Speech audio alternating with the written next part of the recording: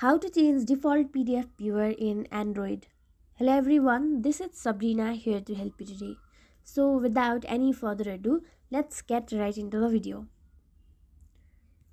So in my device, I think Samsung Notes is the default PDF viewer.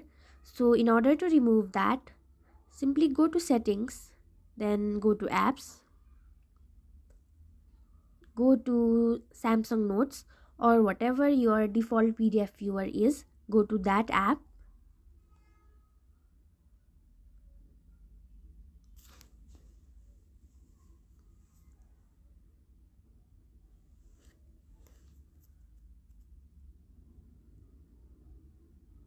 and then go to set as default, then simply clear all the defaults.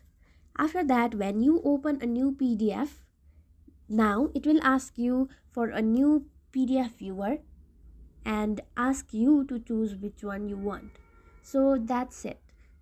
That's how you do it. Thank you for watching this video. Make sure to like, share and subscribe to our YouTube channel.